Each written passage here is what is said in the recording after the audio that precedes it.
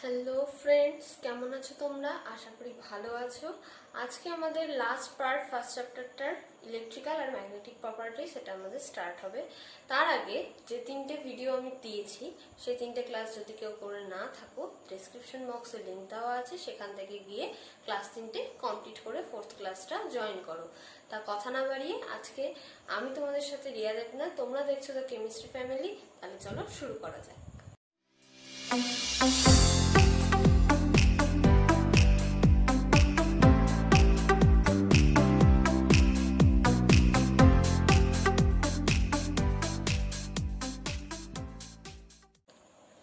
তাহলে বন্ধুরা, আজকে ইলেকট্রিক্যাল প্রপার্টি আমরা স্টার্ট করব। তার আগে ক্লাস 11-এর একটা কথা তোমাদের মনে করিয়ে দিই। মলিকিউলার অরবিটাল থিওরি তোমরা পড়েছো বা এমওটি পড়েছো, তাই তো? এমওটিতে কি পড়েছিলে? ধরো এরকম যদি হাইড্রোজেন ধরা হয়, হাইড্রোজেনের ক্ষেত্রে একটা করে ইলেকট্রন কি হয়েছিল, বন্ডিং অরবিটাল আর অ্যান্টি বন্ডিং অরবিটাল তোমরা করেছিলে, তাই তো? তাহলে এই বন্ডিং অরবিটালে একটা অ্যান্টি বন্ডিং অরবিটাল কি হচ্ছিল, পেয়ার আপ হয়ে, হাইড্রোজেনে যেহেতু দুটোই আছে তার দুটো ইলেকট্রন এখানে, আর এই জায়গাটা ভ্যাকেন্টই ছিল ম্যাক্সিমাম ক্ষেত্রে। আর যেগুলোর এখানে নন বন্ডিংও দেখা যায়, নন বন্ডিং অরবিটালও থাকছে। তাহলে দেখো বেশিরভাগ ক্ষেত্রে কি হচ্ছে, বন্ডিং অরবিটালটাই ফুলফিল হচ্ছিল। কেন? কারণ বন্ডিং অরবিটালটার এনার্জি লো, বেশি স্টেবল ছিল। তাহলে ইলেকট্রন কি সবসময় স্টেবল জায়গায় থাকতে বেশি প্রেফার করে। তাই অ্যান্টি বন্ডিং অরবিটাল যাওয়ার আগে বন্ডিং অরবিটাল যত থাকবে সেগুলো ফুলফিলড হতে হতে যাবে।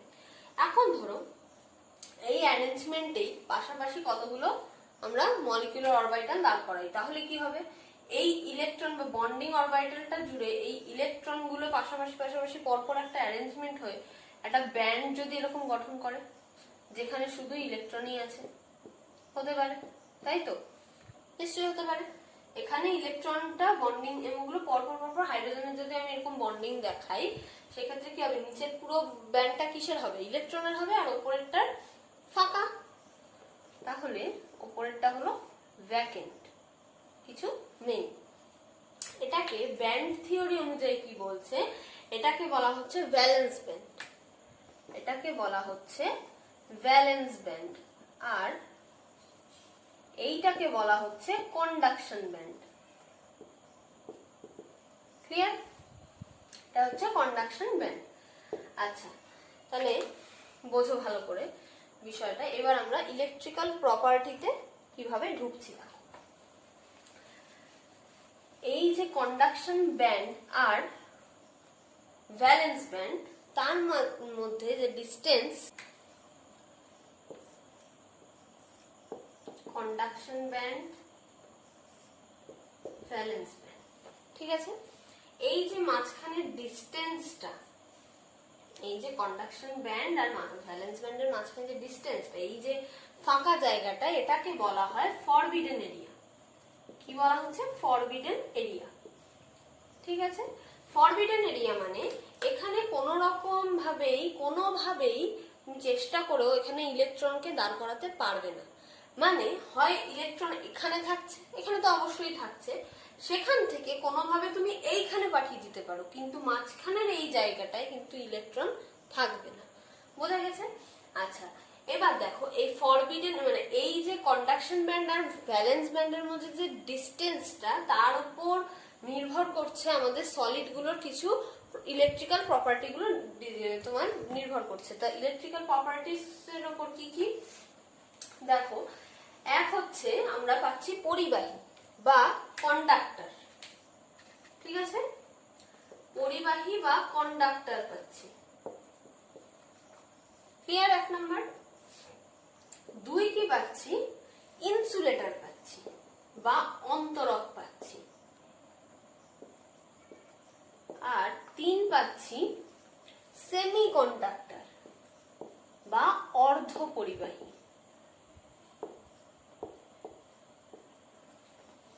ক্লিয়ার হয়েছে? এবার দেখো কন্ডাক্টর আমি কাকে বলবো।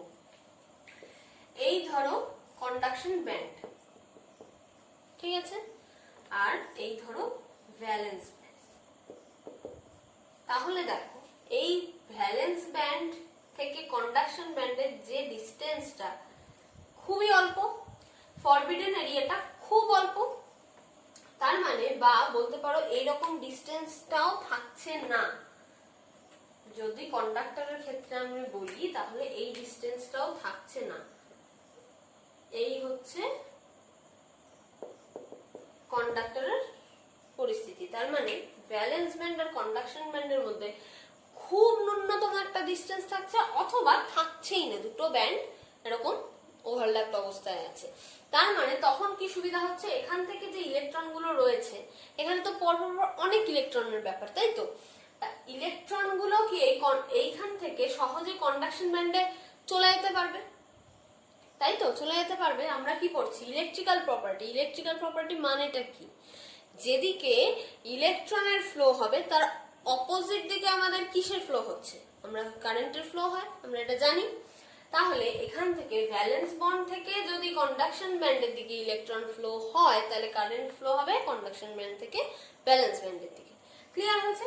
তাহলে যেখানে এই ফরবিডেন এরিয়াটা নেই, অতখানি এনার্জি বা কোনো কিছু করেই ওকে কষ্ট করে যেতে হচ্ছে না। তোমার মানে বাড়ি গেট থেকে ধরো পাশের বাড়ির রাস্তার যে এই যে ডিস্টেন্সটা খুবই অল্প, তুমি 1 লাফ দিয়ে পাশের বাড়ি চলে যেতে পারছো। কিন্তু তোমাকে ধরো বলা হলো তোমার বাড়ির থেকে 3টে বাড়ি এগিয়ে একটা বাড়ি রয়েছে, সেখানে যাও, 1 লাফে যেতে পারবে? পারবে না। তার মানে সহজ কোনটা হলো? পাশের বাড়ি যাওয়া। সেরকম ব্যাপার, ভ্যালেন্স বন্ড থেকে কন্ডাকশন ব্যান্ডে যাওয়াটা খুব সহজ এদের ক্ষেত্রে। তাই এরা হচ্ছে কন্ডাক্টর, খুব সহজে ইলেকট্রন ফ্লো হচ্ছে, কারেন্ট ফ্লো হচ্ছে। ঠিক আছে? ক্লিয়ার হয়েছে?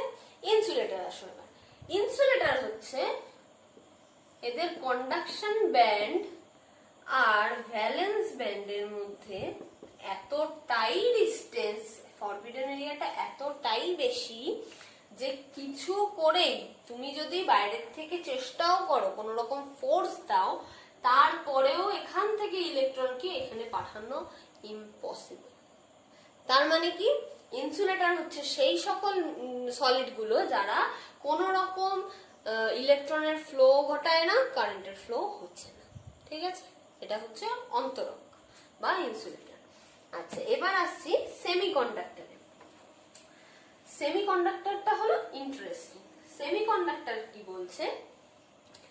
বলছে সেমিকন্ডাক্টর হলো এমন কন্ডাক্টর, মানে এমন সলিড গুলো যাদের ক্ষেত্রে ভ্যালেন্স ব্যান্ডে থাকা ইলেকট্রন গুলোকে একটা লিমিট এনার্জি দিয়ে, যে কোনো এনার্জি, টেম্পারেচার দিতে পারো, প্রেসার দিতে পারো, যে কোনো একটা এনার্জি তুমি বাইরে থেকে দিয়ে কি করতে পারো? ভ্যালেন্স বন্ডটাকে কন্ডাকশনের কাছে আনতে পারো, বা ফরবিডেন এরিয়াটাকে কমিয়ে দিতে পারো, বা ইলেকট্রনটাকে ওই বাইরের যে এনার্জিটা দিচ্ছ তাতে ইলেকট্রনগুলো সহজে কন্ডাকশন ব্যান্ডের দিকে চলে যেতে পারছে।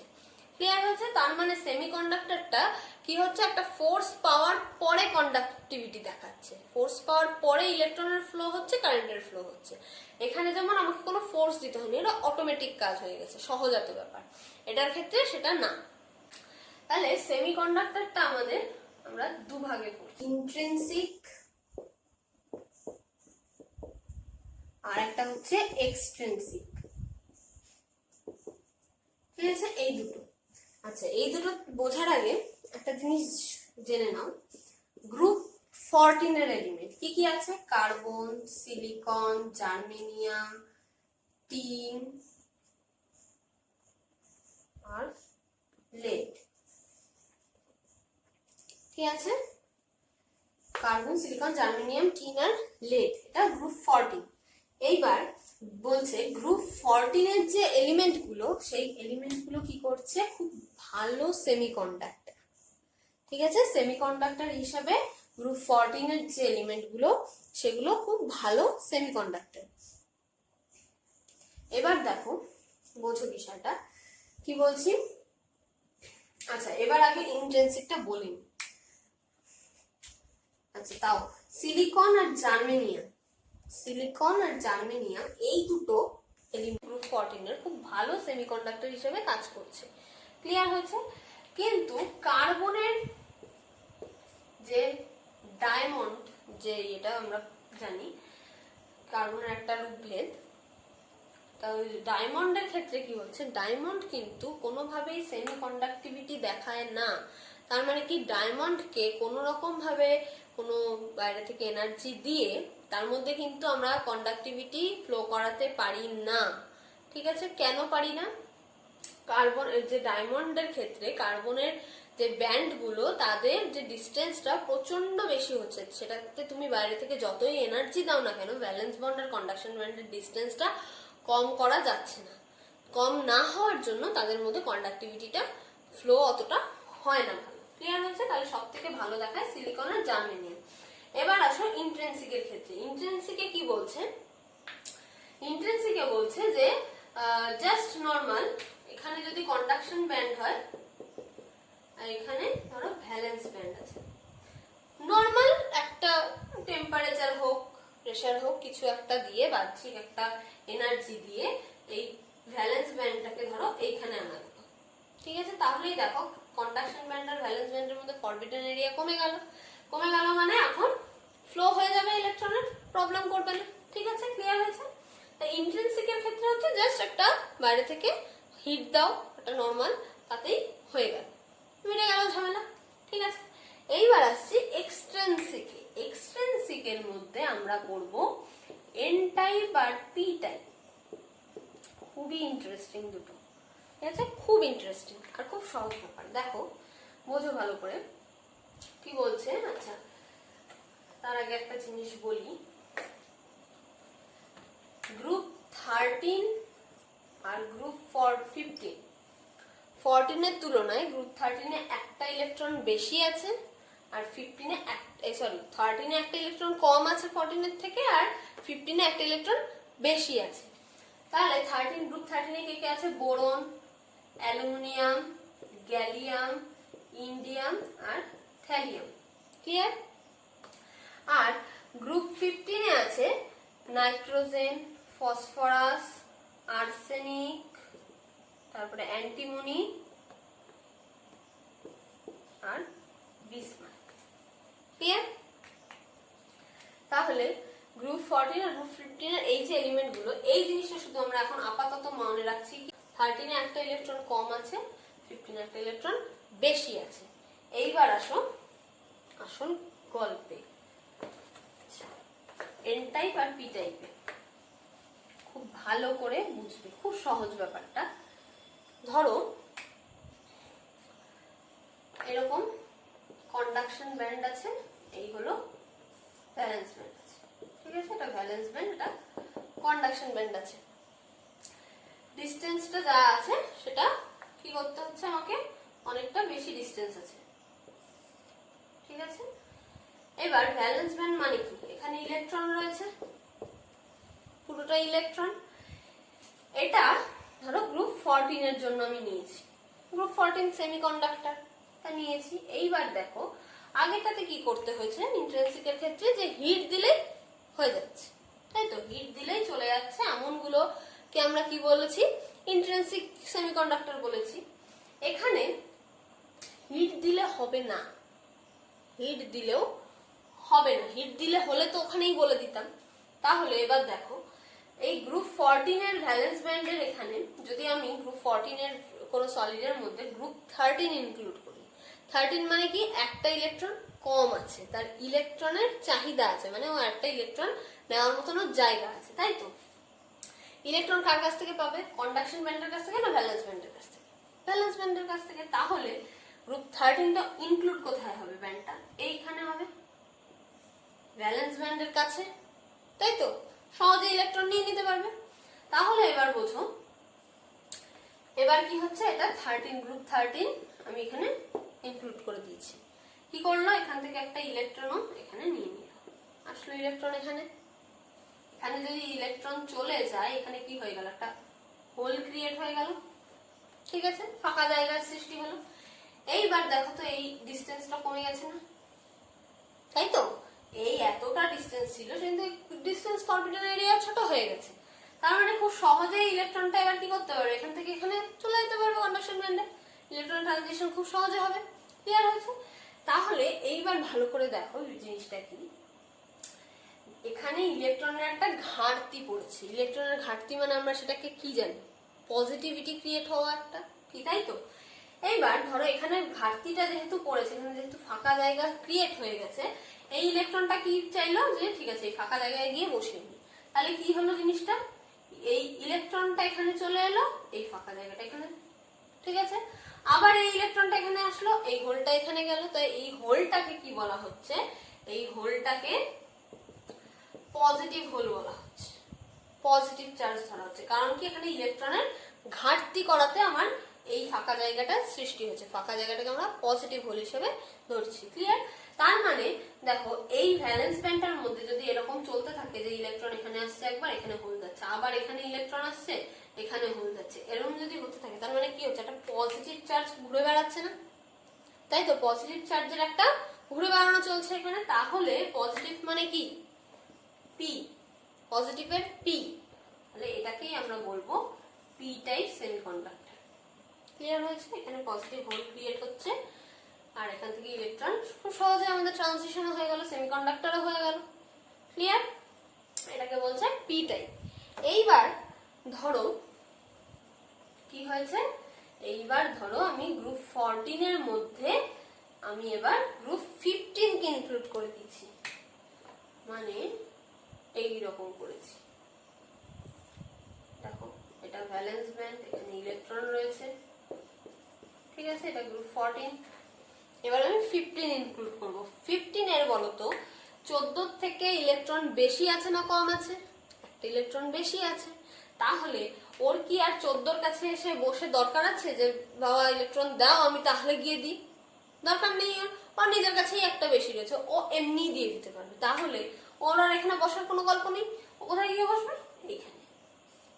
তাহলে 15 গ্রুপ কোথায় ঢুকলো, এই কন্ডাকশন ব্যান্ডের এখানে, ঠিক আছে। এর কাছে নিজস্বই একটা করে এক্সট্রা ইলেকট্রন রয়েছে, তাহলে আর কোনো ব্যাপার না, ওখান থেকে সোজা ইলেকট্রন ডোনেট করে দিল। ক্লিয়ার হয়েছে? যেই এখানে ইলেকট্রনটা এলো, এখানে একটা ইলেকট্রন এলো, এখানে কিছুই ছিল না, তাই তো? কিছুই নেই মানে কি, হোল আছে, ধরে নিতে পারি পজিটিভ হোল আছে। নেগেটিভ ইলেকট্রন যখন নেই, পজিটিভ হোল আছে, ধরতেই পারি। যেই আমার এই ইলেকট্রনটা এখানে গেল, একটা হোল ছিল, সেই হোলের মধ্যে এই ইলেকট্রনটা চলে গেল, তাহলে কি হয়ে যাবে, এখানে ইলেকট্রন হয়ে গেল। এইবার কি করবে, এই হোলের মধ্যে ইলেকট্রনটা এলো, এখানে হোল ক্রিয়েট করলো, আবার ইলেকট্রনটা এখান থেকে এইখানে গেল, এখানে হোল ক্রিয়েট করলো। এবার তাহলে কি হচ্ছে, কন্ডাকশন ব্যান্ডের মধ্যে একটা নেগেটিভ চার্জ ঘুরে বেড়াচ্ছে না, একটা নেগেটিভ চার্জ পুরো কন্ডাকশন ব্যান্ডের মধ্যে ঘুরছে। তার মানে এখানে এবার এটাকে কি বলবো, নেগেটিভ মানে এন, তাই তো? তাহলে এন টাইপ সেমিকন্ডাক্টর। ক্লিয়ার হয়েছে ব্যাপারটা? একদম ইজি, আর কোনো ঝামেলার কিছু নেই, খুব ভালো করে বোঝো। গ্রুপ 13 প্লাস গ্রুপ 14 মানে পি টাইপ, আর গ্রুপ 15 প্লাস গ্রুপ 14 মানে এন টাইপ। ক্লিয়ার আছে একদম? এবার আসো একটা ছোট্ট পার্ট, 2 মিনিটের মধ্যে এক্ষুনি কমপ্লিট হয়ে যাবে, একদম সহজ। ইলেকট্রিক্যাল ম্যাগনেটিক প্রপার্টি, কোনো রকম কঠিন কিচ্ছু নেই। তাহলে এটা ম্যাগনেটিক প্রপার্টিজে আসে, ঠিক আছে।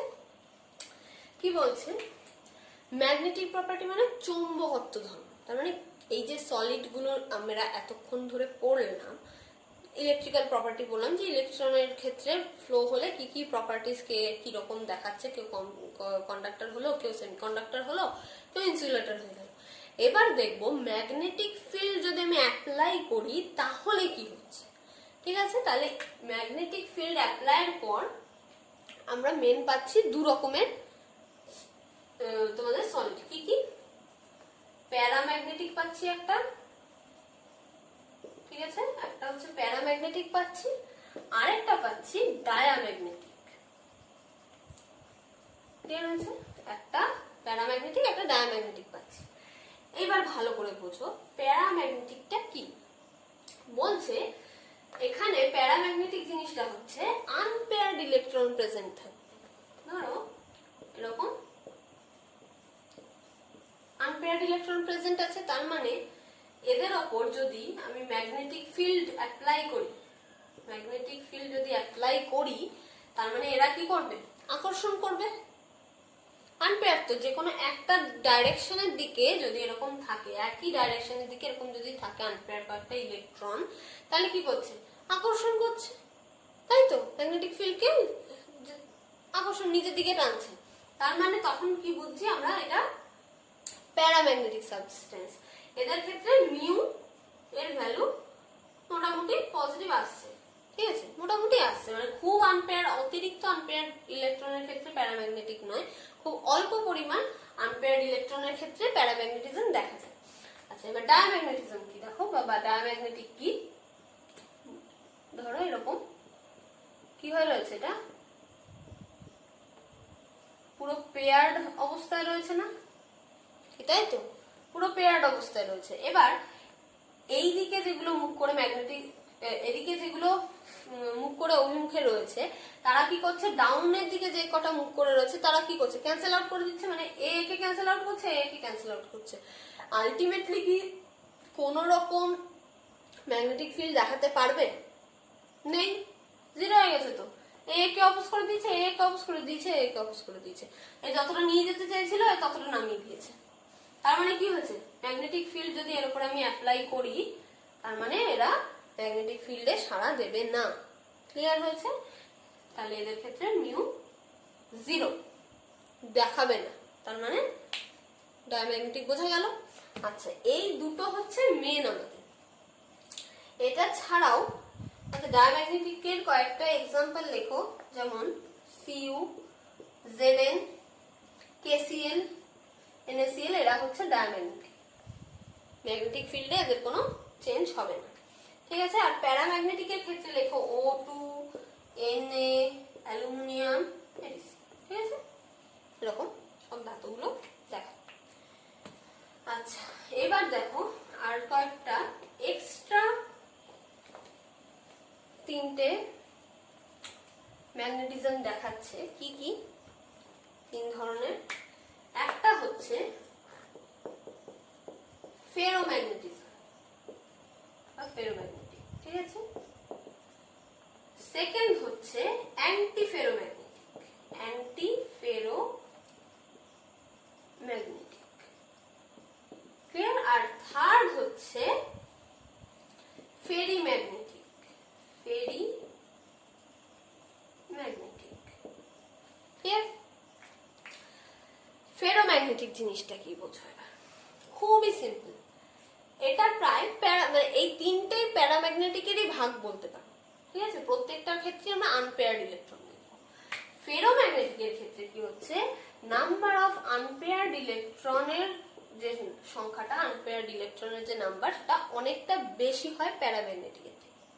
তার মানে এদের ক্ষেত্রে মিউ অনেকটাই বেশি, ঠিক আছে? অনেকটাই পজিটিভ পাবো আমরা খালি, কারণ অনেক আনপেয়ার্ড ইলেকট্রন তো আবার একই অভিমুখে থাকছে, সব আপার ইয়েতে বা সব নিচের দিকে, মানে ম্যাগনেটিক ফিল্ডে প্রচন্ড ভাবে এরা সাড়া দেবে, তাই তো? আবার কখনো কখনো এমনও দেখা যায় এদের উপর থেকে যদি ম্যাগনেটিক ফিল্ড আমরা সরিয়েও নিই, তারপরেও এরা ম্যাগনেটিজম দেখিয়ে যাচ্ছে। ক্লিয়ার হয়েছে? আচ্ছা, অ্যান্টি ফেরোম্যাগনেটিকে আসো। এবার ধরো সব আনপেয়ার্ড ইলেকট্রনই আছে, এরকম ভাবে রয়েছে, ধরো তিনটে এদিকে আর তিনটে আনপেয়ার্ড এইভাবে রয়েছে। তাহলে দেখো ক্যান্সেল আউট হয়ে গেল না? তিনটে আপারে রয়েছে, তিনটে লোয়ারে রয়েছে, ক্যান্সেল আউট হয়ে গেল, মানে মিউ হবে এদের জিরো। কিন্তু সবকটা কিন্তু আনপেয়ার্ড ইলেকট্রন, কেউ কিন্তু পেয়ার্ড নেই। ক্লিয়ার হয়েছে? মিউ হচ্ছে এদের জিরো হচ্ছে, এদের যে কটা আপে থাকবে সে কটাই ডাউনে মুভ করে থাকবে। ক্লিয়ার? আচ্ছা, ফেরোম্যাগনেটিকের ক্ষেত্রে, ফেরিম্যাগনেটিকের ক্ষেত্রে কেসটা কি হচ্ছে দেখো, এক্ষেত্রেও সব কটা কিন্তু আনপেয়ার্ড ইলেকট্রন। ধরো এরকম ভাবে রয়েছে,